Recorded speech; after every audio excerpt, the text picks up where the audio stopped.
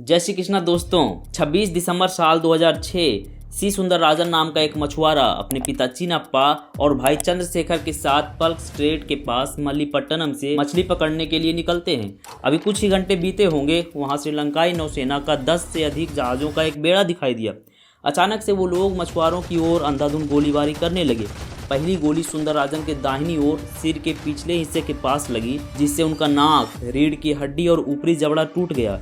गोली के छर्रे दाहिने कंधे, दाहिनी जांघ और शरीर के दूसरे दाहिने हिस्से पर भी लगे। गोलीबारी के कुछ सेकंड बाद ही श्रीलंकाई नौसेना वहां से चली जाती है। बाद में सुंदरराजन को तंजावुर हॉस्पिटल लाया गया, जहां उनका ऑपरेशन हुआ। अभी भी उनके मस्तिष्क में वो गोलियां हैं और उसे निकाला नहीं जा सकता, क्योंकि यदि ऐसा किया गया तो उनकी मृत्यु भी हो सकती है। वे बहरे हो गए हैं, उनका दाहिना हाथ और पैर परमानेंटली डिसेबल हो गया है। वो नाक से सांस नहीं ले सकते हैं, केवल और केवल मुंह से सांस लेते हैं। सीधे तौर पर बोला जाए तो वो एक जिंदा लाश बन गए हैं। उसी तरह नागपट्टिनम जिले के 45 वर्षीय के शेखर सामान्य दिनों की तरह कोडियाकराई के पास मछली पकड़ रहे थे। श्रीलंकाई नौसेना ने वहां पर भी अंधाधुंध गोलीबारी की। 5 गोलियां के शेखर के दाहिनी हाथ के कोहनी के ऊपर लगी। वे बताते हैं कि उस समय ऐसा लग रहा था जैसे उनके हाथ को जबरदस्ती काट दिया गया हो।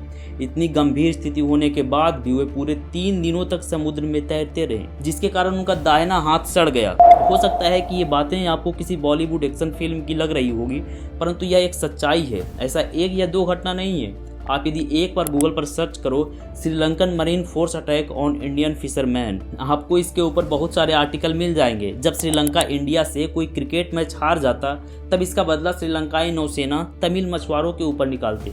द न्यू इंडियन एक्सप्रेस के एक आर्टिकल को आप देख सकते हो, जिसमें ये बताया गया है कि कैसे वर्ल्ड कप हारने के बाद श्रीलंकाई नौसेना ने तमिल मछुआरों पर हमला किया था। यही कारण था कि जब इंडिया श्रीलंका के बीच क्रिकेट मैच खेला जाता, तब भारत के तमिल मछुआरे ये प्रार्थना करते कि भारत मैच हार जाए, क्योंकि अगर भारत मैच जीत जाता तो अगले ही मिनट श्रीलंकाई नौसेना हमारी सीमा में घुसकर मछुआरों पर हमला कर देते। ये सब सुनने के बाद आपको गुस्सा तो आ रहा होगा, परंतु क्या होगा यदि मैं आपको ये कहूँ कि ये सारी प्रॉब्लम इंदिरा गांधी सरकार की एक गलती के कारण शुरू हुआ था। ये बातें आपको बचकानी लग सकती है, पर किसी तमिल मछुआरे से जाकर के पूछिए, तब आपको इस प्रॉब्लम का सही अंदाजा होगा। इन सारी प्रॉब्लम्स का सबसे मेन कारण है कच्चातीबू आइलैंड का श्रीलंका के पास होना। ये आइलैंड शुरुआत से ही भारत का आंतरिक हिस्सा रहा था, जिसके कारण भारत का जल क्षेत्र भी बड़ा था, जहां मछली पकड़ा जा सकता था। परंतु इंदिरा गांधी सरकार के द्वारा इसे श्रीलंका को गिफ्ट कर दिया गया था, जिसके बाद ये सारा प्रॉब्लम स्टार्ट हुआ। अब इन प्रॉब्लम्स को समझने से पहले हम ये जान लेते हैं कि आखिर कच्चातीबू आइलैंड है कहाँ। तो बेसिकली भारत और श्रीलंका के बीच पल्क स्ट्रेट में बसा हुआ ये एक छोटा सा आइलैंड है। यह भारत के रामेश्वरम से 33 किलोमीटर नॉर्थ ईस्ट और श्रीलंका के जाफना से 62 किलोमीटर साउथ वेस्ट में है। यह आइलैंड 1.5 किलोमीटर लंबा, 300 से 350 मीटर चौड़ा एक निर्जन द्वीप है, जिस पर मात्र एक सेंट एंथोनी नाम का चर्च है, जिसे 20वीं सदी के शुरुआत में बनाया गया था। सवाल आता है कि यदि उस द्वीप पर कोई रहता नहीं है तो क्या फर्क पड़ता है वो आइलैंड इंडिया के पास रहे या फिर श्रीलंका के पास। परंतु इसका इंपॉर्टेंस इंडिया के लिए क्या है वो आपको इस वीडियो में आगे पता चलेगा। सबसे पहले हम ये देख लेते हैं कि आखिर कच्चातीबू आइलैंड की हिस्ट्री क्या रही है। बात 14th सेंचुरी की है, जब इंडियन ओशियन में वोल्केनिक इरप्शन से इस द्वीप का निर्माण हुआ। इस द्वीप का सबसे पुराना ज्ञात नाम काची है, जिसका सबसे पहला वर्णन हमें श्रीलंका के जाफना किंगडम के राजा निसंका मल्लाह के रामेश्वरम शिलालेख में अन्य द्वीपों के साथ मिलता है। उस शिलालेख में पुवागु, जिसे आज पंगुडुथिबू के नाम से जाना जाता है, और मिनिनाक जैसे द्वीपों का भी नाम शामिल है। उस शिलालेख में कहा गया है कि राजा निसंका मल्लाह ने अपने क्षेत्र में अभियानों के दौरान इन द्वीपों का दौरा किया। बात यदि मध्यकाल की भी की जाए तो उस समय भी यह पंबन द्वीप के साथ जाफना साम्राज्य के कब्जे में था, पर 17वीं शताब्दी आते आते हुआ भारत के रामनाथ साम्राज्य के कब्जे में आ गया, जो तमिलनाडु के मदुरई डिस्ट्रिक्ट से ऑपरेट करता था। हुआ ये था कि ईयर 1605 के दौरान रामनाथपुरम सेतुपति का कबीला मदुरई नायकों के द्वारा स्टेब्लिश किया गया था। इस कबीले में 69 कोस्टल विलेज, 7 आइलैंड को भी शामिल किया गया था, जिसमें कच्चातीबू भी एक आइलैंड था। 1622 से 1635 के वर्षों के दौरान रामनाथपुरम पर शासन करने वाले राजा कुथन सेतुपति के द्वारा जारी किए गए एक तांबे की पट्टिका में ये दर्शाया गया है कि तलाई मन्नार तक का समुद्र सेतुपति राजाओं का था। उन राजाओं के समय राज्याभिषेक के लिए फूलों को कच्चातीबू द्वीप पर ही उगाया जाता था। उसी तरह मंदिर को दान किए जाने वाले जानवरों को भी कच्चातीबू आइलैंड पर ही रखा जाता था। साथ ही पूजा के लिए दूध और अन्य वस्तुओं को भी उसी आइलैंड से मंगाया जाता था। यहाँ तक कि रामनाथपुरम साम्राज्य में कच्चातीबू द्वीप के खातों को ऑडिट करने के लिए एक अलग से टीम बना हुआ था। सीताइन मेनधन अपने किताब कच्चातीबू द बिट्रोइड इंडियन टेरिटरी में से बहुत सारे एविडेंस दिए हैं, जिससे ये प्रूव होता है कि 17वीं शताब्दी के बाद कच्चातीबू सेतुपति राजाओं के कंट्रोल में रहा है। 1822 ईस्वी में रामनाथपुरम सेतुपति ने कच्चातीबू को ईस्ट इंडिया कंपनी को लीज पर दिया था। अगस्त 2, 1858 में ब्रिटिश पार्लियामेंट में गवर्नमेंट ऑफ इंडिया एक्ट पास किया गया, जिसके थ्रू इंडिया में ईस्ट इंडिया कंपनी का सारा पावर ब्रिटिश गवर्नमेंट को ट्रांसफर कर दिया गया था। उस समय पर भी कच्चातीबू आइलैंड का आधिपत्य एज एन इंडियन टेरिटरी ही ब्रिटिश गवर्नमेंट को ट्रांसफर किया गया था। ब्रिटिश सरकार के दौरान श्रीलंका का असिस्टेंट ड्राफ्टमैन रहे पी पेरिस ने भी इस बात को कंफर्म किया है। बेसिकली वे 1936 से 40 तक ब्रिटिश शासनकाल में असिस्टेंट ड्राफ्टमैन रहे। बाद में श्रीलंका को आज़ादी मिलने के बाद वे मिनिस्ट्रियल सेक्रेटरी बने। 8 मई 1966 को उनका बयान मैं आपको एज इट इज़ बताता हूँ। वे बोलते हैं कि 1936 से 40 के वर्षों के दौरान जब मैंने भूमि सर्वेक्षण विभाग में असिस्टेंट ड्राफ्टमैन के रूप में काम किया, तब मुझे सिलोन की जिला सीमाओं का सर्वेक्षण करने का निर्देश दिया गया था। उस समय पर श्रीलंका का ही नाम सिलोन था। वे आगे बोलते हैं कि मैं सभी अभिलेखों, दस्तावेजों, ऐतिहासिक साक्ष्यों और महारानी विक्टोरिया के उद्घोषणा का अवलोकन किया, जिसके द्वारा मैंने पाया कि कच्चातीबू द्वीप सेतुपति राजाओं का है। उस समय पर इस बयान को श्रीलंका के डेली मिरर और इंडिया के द न्यूज इंडियन एक्सप्रेस में रिपोर्ट किया गया था। 4 फरवरी 1885 को एक व्यक्ति मुथुस्वामी पिल्लई ने कुछ जड़ी बूटियों के खरीद के उद्देश्य से कच्चातीबू द्वीप को रामनाथपुरम सेतुपति के एस्टेट मैनेजर से 15 रुपये प्रति वर्ष के लीज पर लिया था। उसका ओरिजिनल डॉक्यूमेंट तो मुझे मिला नहीं, पर मैं उनका रजिस्ट्रेशन नंबर आपको बता देता हूँ।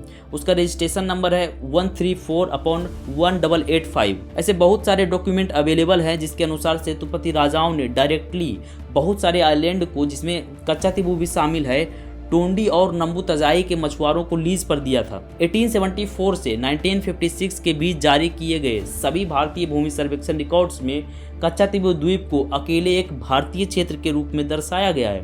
इससे ज़्यादा एविडेंस मैं नहीं दे रहा हूँ, क्योंकि एविडेंस तो बहुत सारे हैं, इसीलिए मैं स्क्रीन पर लगा रहा हूँ। आप चाहे तो पॉज करके एविडेंस को पढ़ सकते हो। अभी तक जितने भी एविडेंस मैंने दिया है, इन सब को देखने के बाद आपको ये तो अंदाज़ा हो ही गया होगा कि कच्चातीबू तमिल लोगों, खासकर तमिल मछुआरों के लिए हॉटस्पॉट रहा था।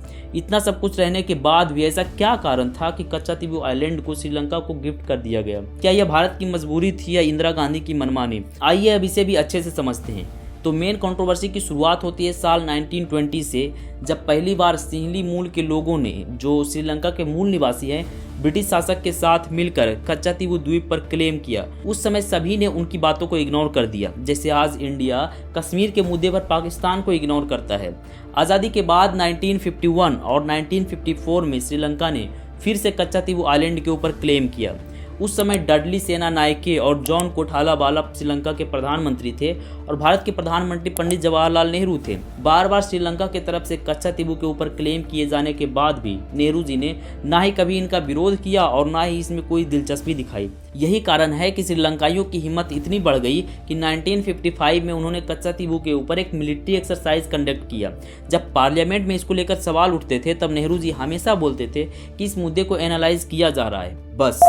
यहाँ तक कि 10 मई 1961 को नेहरू जी ने ये तक कहा था कि मैं इस छोटे से द्वीप को बिल्कुल भी महत्व नहीं देता हूँ और इस पर अपना दावा छोड़ने में मुझे कोई झिझक नहीं होगी। मुझे इस तरह के मामले अनिश्चित काल तक लंबित रहना और बार बार संसद में उठाया जाना बिल्कुल भी पसंद नहीं है। 1968 में फिर से पार्लियामेंट में इस मुद्दे को उठाया गया। उस समय के प्रधानमंत्री इंदिरा गांधी जी थे। उन्होंने भी इस मुद्दे पर उतना ज़्यादा ध्यान नहीं दिया। इसी समय के आसपास लगभग 2 मार्च 1968 को संयुक्त सोशलिस्ट पार्टी, जिनके तमिलनाडु विधानसभा में केवल 2 सीट थे, उन्होंने कच्चातीबू के मुद्दे पर एक स्थगन प्रस्ताव पेश किया। इस पर उस समय के तमिलनाडु विधानसभा के डिप्टी स्पीकर पुलवर गोविंद ने कहा कि कच्चातीबू द्वीप का मुद्दा बाहरी मुद्दा है, जिस पर केंद्र सरकार के द्वारा ध्यान दिया जाना चाहिए। उस समय विधानसभा में द्रविड़ मुन्नेत्र कजागम के 138 सीट था। कभी द्रविड़ नाडु की मांग करने वाले डीएमके इस मुद्दे पर पूरी तरह से बस एक मूक दर्शक बन के देखते रहे। उन्होंने कच्चातीबू के लिए कोई आवाज नहीं उठाया। बाद में वही हुआ जिसका डर था। 1974 में दोनों प्रधानमंत्रियों के बीच कच्चा तीबू को श्रीलंका को सौंपने पर बातचीत की गई और एक एग्रीमेंट किया गया जिसमें ये माना गया कि कच्चा तीबू आगे से श्रीलंका का पार्ट होगा। 26 जून 1974 को इस एग्रीमेंट पर कोलंबो में मिसेस भंडार नायके ने और 28 जून को इंदिरा गांधी जी ने साइन किया। आप यदि देखोगे तो ये प्रोसेस खुद में ही अनकॉन्स्टिट्यूशनल है। भारतीय संविधान किसी भी व्यक्ति को यह अधिकार नहीं देता है कि वह इंडियन टेरिटरी को किसी अन्य देश को सौंप दे। फेमस बेरूबारी यूनियन केस तो आपको पता ही होगा, जिसमें ईस्ट पाकिस्तान और भारत के बीच एक लैंड डिस्प्यूट था।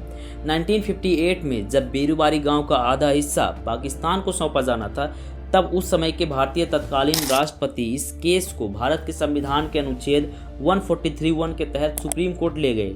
सुप्रीम कोर्ट के 8 जजों की एक बेंच ने विचार विमर्श के बाद केंद्र सरकार को सलाह दी कि वह क्षेत्र को सौंपने से पहले अनुच्छेद 368 में आवश्यक संशोधन करें। इतना सब कुछ होने के बाद ही बेरूबारी गांव का आधा हिस्सा पाकिस्तान को दिया गया। बात करें यदि कच्चा तीबू के केस में, तो ऐसा कुछ भी नहीं हुआ था। इंदिरा गांधी सरकार ने सुप्रीम कोर्ट तो छोड़ो, संसद तक को इसमें इन्वॉल्व नहीं किया। हालांकि 23 जुलाई 1974 को कच्चा तीबू समझौते पर एक रिपोर्ट संसद में पढ़ी गई, परंतु आज तक उस समझौते को संसद में मंजूरी नहीं मिली। इंदिरा गांधी जी ने खुद ये स्वीकार किया है कि कच्चा तीबू द्वीप राजनीतिक कारणों से सौंपा गया था, न कि ऐतिहासिक साक्ष्यों के आधार पर। उस समय पर इंडो साइनो वॉर और इंडो पाक वॉर के दौरान श्रीलंका ने हमेशा से चीन और पाकिस्तान का समर्थन किया था। 1971 के वॉर के समय श्रीलंका के समर्थन के बदले पाकिस्तान ने श्रीलंका को 2 विमान दिए। उस समय इंडिया की प्रायोरिटी हर हाल में अधिक से अधिक देशों का समर्थन प्राप्त करना था। उस समय इंडिया के पड़ोसी जितने भी देश थे, छोटे छोटे देशों को यदि छोड़ दिया जाए तो लगभग सभी देश इंडिया के खिलाफ होते जा रहे थे। 71 का युद्ध खत्म होने के बाद पाकिस्तान ने श्रीलंका में एक एयरबेस बनाने की मांग की थी और ऐसा संभव था कि उस समय श्रीलंका पाकिस्तान को एयरबेस दे भी देता, परंतु इंदिरा गांधी सरकार ने इसका खुलकर विरोध किया, जिसके बाद श्रीलंका की तरफ से यह प्रस्ताव आया कि यदि इस फैसले को रिवर्स करना है तो कच्चा तीबू द्वीप श्रीलंका को सौंप दिया जाए। ये एक जेन्युइन रीजन हो सकता है कच्चा तीबू द्वीप को श्रीलंका को गिफ्ट करने का। शायद इंदिरा गांधी ने भी इसी कारण से इस प्रस्ताव को स्वीकार किया, परंतु इसका एक और पहलू है जो ज़्यादातर लोगों को पता नहीं है। श्रीमती भंडार नायके और नेहरू परिवार का काफ़ी करीबी माना जाता है। सोलोमन भंडार नायके के दिनों में भी नेहरू परिवार और भंडार नायके परिवार के बीच घनिष्ठ संबंध थे। सोलोमन भंडार नायके की मृत्यु के बाद उनकी पत्नी श्रीलंका के प्रधानमंत्री बनी। वे विश्व की पहला प्रधानमंत्री बनी थी। इधर 1966 में इंदिरा गांधी भी भारत के प्रधानमंत्री बन गए थे, परंतु इंदिरा गांधी ने भारत के लिए जिस प्रकार से काम किया, श्रीलंका में श्रीमती भंडार नायके उस तरह से काम नहीं कर पाए। श्रीलंका के जनता भी अब उनसे खुश नहीं थे। ऐसा संभव था कि अगले चुनाव में वो बुरी तरह से हार जाते, परंतु जब भी कोई सरकार फेल होते हैं तो अक्सर वो जनता की ध्यान भटकाने की कोशिश करते हैं, जैसा आजकल हम इंडिया में भी अक्सर देखा करते हैं। उसमें उनकी सहायता करी भारतीय प्रधानमंत्री इंदिरा गांधी ने। इसके बाद ही कच्चा तीबू आइलैंड को श्रीलंका को सौंप दिया गया। कुछ लोगों का यह भी मानना है कि इंदिरा गांधी ने राष्ट्रीय हित से अधिक पारिवारिक संबंधों को महत्व दिया, लेकिन वह तमिल भारतीय मछुआरों के लिए आने वाली सभी परेशानी को महसूस करने में विफल रही। अंत में व्यक्तिगत इच्छाओं को पूरा करने के लिए कच्चा तीबू द्वीप को श्रीलंका को सौंप दिया गया। इंटरनेशनल रिलेशन तो बस एक बहाना था, एक्चुअल में लक्ष्य श्रीमती भंडार नायके की सरकार बचाना था। यदि हम एक बार इन सब बातों को भूल भी जाएं, फिर भी यह एग्रीमेंट इंटरनेशनल रूल के खिलाफ है। इंटरनेशनल रूल के हिसाब से 2 देशों के बीच मैरीटाइम बाउंड्री इक्वल डिस्टेंस पर डिवाइड होता है। यदि श्रीलंका और इंडिया के बीच मैरीटाइम बाउंड्री को इक्वल डिस्टेंस पर डिवाइड किया जाए तो कच्चा तीबू इंडिया के पास आता है। इसी बात को लेकर अमेरिका ने भी इस एग्रीमेंट को मान्यता नहीं दिया था, पर मुझे ऐसा लगता है कि अमेरिका कोई काम कर रहा है, इसका ये बिल्कुल भी मतलब नहीं है कि वो सही ही होगा। और वैसे भी उस समय तक तो अमेरिका पाकिस्तान की तरफ से खड़ा होता था। 1974 के इंडिया श्रीलंका एग्रीमेंट के तहत कच्चा तीबू आइलैंड को श्रीलंका को तो दे दिया गया था, परंतु यदि आप इसके आर्टिकल 5 में देखोगे तो इसमें साफ लिखा हुआ है कि इंडियन फिशरमैन और ट्रेवलर्स कच्चा तीबू आइलैंड पर बिना वीज़ा और ट्रैवल डॉक्यूमेंट के जा पाएंगे। आर्टिकल 7 में ये लिखा हुआ है कि भविष्य में यदि कोई क्रूड ऑयल या मिनरल्स का एरिया मिलता है तो उसका उपयोग भारत और श्रीलंका दोनों एक समझौता के तहत करेंगे। 1976 में इंडिया और श्रीलंका के बीच फिर से एक एग्रीमेंट होता है जिसमें दोनों देशों के एक्सक्लूसिव इकोनॉमिक जोन को डिफाइन किया जाना था। इस एग्रीमेंट के तहत कच्चातीबू जो श्रीलंका के एक्सक्लूसिव इकोनॉमिक जोन में आने लगा, वहाँ इंडियंस का जाना पूरी तरह से बैन कर दिया गया। इसके बाद इंडियंस साल में मात्र एक बार सेंट एंथोनी चर्च में एंथोनियान महोत्सव के समय बिना वीज़ा और ट्रैवल डॉक्यूमेंट के जा सकते थे। 23 मार्च 1976 में इंडिया और श्रीलंका के बीच हुए एग्रीमेंट में साफ साफ लिखा हुआ है कि ना ही श्रीलंका के मछुआरे भारत के इकोनॉमिक जोन में मछली पकड़ेंगे और ना ही भारत के मछुआरे श्रीलंका के इकोनॉमिक जोन में मछली पकड़ेंगे। इस एग्रीमेंट की एक बढ़िया बात ये रही कि वेस्ट बैंक पर इंडिया का पूरी तरह से आधिपत्य हो गया। West Bank basically cap coumarin के साउथ में 4000 स्क्वायर माइल्स का एक बहुत ही इंपॉर्टेंट एरिया है। इस एरिया को इम्पोर्टेंट मैं इसलिए बोल रहा हूँ क्योंकि ये एरिया इंडिया का सबसे ज़्यादा मछली उत्पादन वाला एरिया है। इस एरिया की बायोडाइवर्सिटी भी सबसे ज़्यादा है और सजावटी मछलियाँ भी यहाँ पर बहुत ज़्यादा मिलती है। ऐसे तो ये एरिया आज़ादी से पहले भी इंडिया का ही था, पर बाद में श्रीलंका भी इस एरिया में समय समय पर मछली पकड़ने के लिए आ जाता था।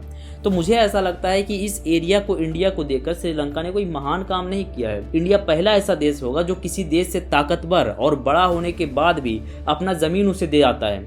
यदि कच्चातीबू आइलैंड इंडिया के पास होता तो इंडिया को उतना ज़्यादा फायदा नहीं होने वाला था, परंतु यदि कच्चातीबू द्वीप इंडिया के पास नहीं है तब इंडिया को बहुत ज़्यादा नुकसान सहना पड़ता है। यही काम कोको आइलैंड के साथ हुआ था जब नेहरू जी ने उसे बर्मा को गिफ्ट कर दिया। बाद में बर्मा में जब सैन्य शासन लागू हुआ तब धीरे धीरे बर्मा के साथ ही कोको आइलैंड चाइनीज इन्फ्लुएंस में आने लगा। श्रीलंका में भी कुछ साल पहले ऐसा ही देखा गया था। सिताइन मेंधन ने अपनी किताब कच्चातीबू द बिट्रॉयड इंडियन टेरिटरी में अच्छे से इस मैटर को एक्सप्लेन करते हैं। वे लिखते हैं कि श्रीलंका में आम नागरिकों की आड़ में चीनी सेनाओं को तैनात किया गया है। तमिलनाडु के भारतीय मछुआरे ने भी श्रीलंकाई नौसेना नौकाओं में चाइनीज लोगों की मौजूदगी की पुष्टि की है जो उन पर हमला करने में शामिल थे। कच्चातीबू की यात्रा करने वाले इंडियंस ने भी इस बात की पुष्टि की है कि उन्होंने उस द्वीप पर चाइनीज मिलिट्री का टेंट देखे थे। अब आप सोच करके देखिए कि यदि चाइनीज मिलिट्री सच में कच्चातीबू द्वीप तक पहुंच रही है तो ये इंडिया के लिए कितना अलार्मिंग कंडीशन है। एग्रीमेंट के समय तमिलनाडु के मुख्यमंत्री करुणानिधि थे, पर अपनी सरकार को बचाने के लिए उन्होंने इस मुद्दे पर कुछ भी नहीं बोला। उस समय केंद्र सरकार के पास इतनी पावर होती थी कि वह चाहे तो विधानसभा को भंग कर सकते थे। यही कारण है कि डीएमके ने केंद्र में भी अपना समर्थन वापस नहीं लिया। इसी के आसपास एमजी रामचंद्रन डीएमके से अलग होकर खुद की पार्टी एआईएडीएमके ऑल इंडिया अन्ना द्रविड़ मुन्नेत्र कजागम बनाए। बाद में जब जयललिता मुख्यमंत्री बनी तब उन्होंने 74 और 76 के इंडो श्रीलंकन एग्रीमेंट को चुनौती देते हुए सुप्रीम कोर्ट में एक सार्वजनिक हित याचिका दायर की। उसके बाद तमिलनाडु विधानसभा में भी एक बिल पास किया गया कि कच्चातीबू आइलैंड तमिलनाडु का एक पार्ट है, परंतु आज तक इस मामले में उतना प्रोग्रेस दिखा नहीं। बीजेपी शुरुआत से ही इस एग्रीमेंट के विरोध करते रहे थे। मुख्यमंत्री जयललिता भी 1991 के स्वतंत्रता दिवस के अपने भाषण में बीजेपी नेताओं को इसके लिए धन्यवाद दिए। अभी कुछ दिन पहले ही तमिलनाडु के बीजेपी का प्रदेश अध्यक्ष के अन्नामलाई कच्चातीबू के रिगार्डिंग एक आरटीआई फाइल किए। रिसेंटली पीएम मोदी भी इसको लेकर कुछ ट्वीट किए थे। यहाँ पर एक सवाल आता है कि यदि पीएम मोदी इस इशू को लेकर इतना सीरियस है तो कच्चातीबू आइलैंड के लिए पिछले 10 वर्षों में कुछ किया क्यों नहीं, या फिर ये सिर्फ एक पब्लिसिटी पॉलिटिकल स्टंट है। मुझे नहीं पता। यदि आप लोगों को कुछ पता है तो आप कमेंट में बता सकते हो। भगवते वासुदेवाय नमः।